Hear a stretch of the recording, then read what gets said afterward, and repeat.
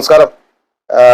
ഉടുമ്പന്നൂർ പഞ്ചായത്തിലെ ഷൈൻ കേരള സംസ്ഥാനത്തെ ഏറ്റവും മികച്ച ക്ഷീര കർഷകനുള്ള അവാർഡ് നേടി ഈ പഞ്ചായത്തിനും ദേശത്തിനുമെല്ലാം അഭിമാനമായ രീതിയിൽ കാർഷിക വൃത്തി നടത്തി വരുന്ന അദ്ദേഹമാണ്.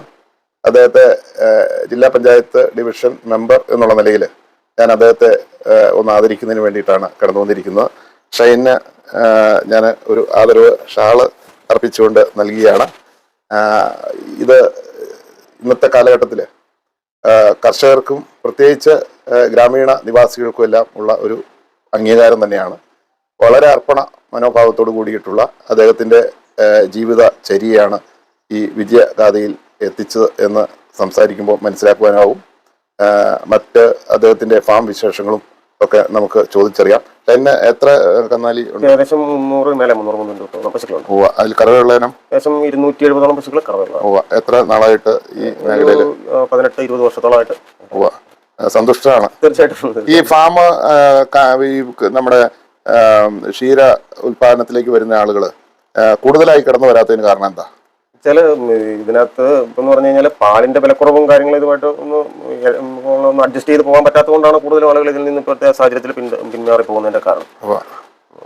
നമ്മൾ തെരഞ്ഞെടുക്കപ്പെട്ട ഇനം ഇതിനകത്ത് പ്രാധാന്യം എന്ന് പറഞ്ഞു കഴിഞ്ഞാൽ എച്ചപ്പ് പശുക്കൾക്കാണ് പാല് കാര്യങ്ങൾ കൂടുതൽ കിട്ടുന്നത്. പക്ഷെ അപ്പൊ പാറ്റും കാര്യങ്ങളും ഒത്തിരി കുറവുണ്ട്. പക്ഷെ ഇന്നത്തെ അവസ്ഥയിൽ എച്ചപ്പ് പശുക്കളാണ് നമുക്ക് ഈ നമ്മുടെ ഗ്രാമീണ മേഖലയിലെ 1-2 പശുക്കളെ വളർത്തി ഉപജീവനം വ്യവസായ അടിസ്ഥാനത്തിലല്ലാതെ ഉള്ള ആളുകളുണ്ടല്ലോ.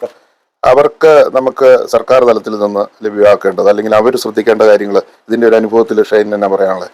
അതായത് ഇപ്പം എൻ്റെ ഒരു അനുഭവത്തിൽ പറയുകയാണെങ്കിൽ എന്ന് പറഞ്ഞാൽ നമ്മൾ മറ്റ് കാര്യങ്ങൾ സർക്കാരെ സംബന്ധിക്കുന്ന നമ്മൾ മറ്റേ പശുക്കൾക്ക് നൽകുന്ന പശുക്കളെയോ അല്ലെങ്കിൽ അതിന് വേണ്ടിയിട്ടുള്ള ഇൻസെന്റീവോ കാര്യങ്ങളൊന്നും നൽകാതെ പാലിന് നല്ലതായിട്ടുള്ള ഒരു വില കൊടുത്തു കഴിഞ്ഞാൽ അതായിരിക്കും ഏറ്റവും ഉചിതമായിട്ട്. ഈ തമിഴ്നാട്ടിൽ നിന്നൊക്കെ പാല് ഇങ്ങോട്ട് വരികയും ഇവിടെ ഇപ്പോൾ ഉത്പാദനം കുറവെന്നുള്ള രീതിയിൽ പിന്നെ കൃത്രിമ പാലുകൾ അങ്ങനെയൊക്കെയുള്ള ഒരു വാർത്തകളൊക്കെ നമ്മൾ കാണുന്നുണ്ട്. അതെ. പക്ഷെ നമ്മുടെ ഇപ്പൊ പാൽ ഉപയോഗിക്കുന്ന ആളുകളെ സംബന്ധിച്ചെന്ന് പറഞ്ഞാൽ പാലിന്റെ ഗുണനിലവാരത്തെ കുറിച്ചൊന്നും ചിന്തിക്കാതെയാണ് നമ്മളെല്ലാവരും ഉപയോഗിക്കുന്നത്. പക്ഷെ അതുകൊണ്ടാണ് നമ്മുടെ ഇവിടെയുള്ള പാലിന് നമ്മുടെ നാട്ടിലുള്ള പാലുകൾക്കാർക്ക് ഒരു വിലയില്ലാതെ പോകുന്നത്. പക്ഷെ അത് മനസ്സിലാക്കി കഴിഞ്ഞാൽ നമ്മുടെ നാട്ടിലുള്ള പാല് നമുക്ക് തീർച്ചയായിട്ടും നല്ല വിലയ്ക്ക് വിൽക്കുകയും ചെയ്യും. അങ്ങനെ ഉണ്ടെങ്കിൽ എന്ന് പറഞ്ഞാൽ ഇപ്പോൾ 1 പശു 2 പശു എണ്ണം കൂട്ടി വളർത്തുന്നവർക്കൊക്കെ ഇതെന്ന് പറഞ്ഞാൽ ലാഭകരമായിട്ട് നമുക്ക് പാല് വിപണനം എങ്ങനെയാ? പാലായിട്ടാണോ അത് മറ്റു പാൽ ഉൽപ്പന്നങ്ങളാണ്? പാലായിട്ടാണ് കൂടുതലും നമ്മൾ ചെയ്യുന്നത്. ഇപ്പം മിൽമയ്ക്കാണ് നമ്മളാണ് സംസ്ഥാനത്ത് ഏറ്റവും കൂടുതൽ പാല് കൊടുക്കുന്നത്. പിന്നെ ഞാൻ വേറെ ഏകദേശം 1000 ലിറ്ററോളം പാല് വേറെ ലോക്കല് ഭാര്യയുടെയും കുടുംബത്തിന്റെ എല്ലാവരുടെയും ഫുൾ സപ്പോർട്ടോട് കൂടിയിട്ടാണ്. തികഞ്ഞ ആത്മവിശ്വാസത്തോടു കൂടിയിട്ടും വലിയ സന്തോഷത്തോടും കൂടിയിട്ടാണ് അദ്ദേഹം ഈ ഒരു കാർഷിക വൃത്തിയിൽ നിൽക്കുന്നത്. ഏതായാലും മറ്റുള്ളവർക്ക് ഒരു പ്രചോദനമാണ്. അദ്ദേഹത്തെ ഞാൻ പ്രത്യേകമായിട്ട് അഭിനന്ദിക്കുന്നു.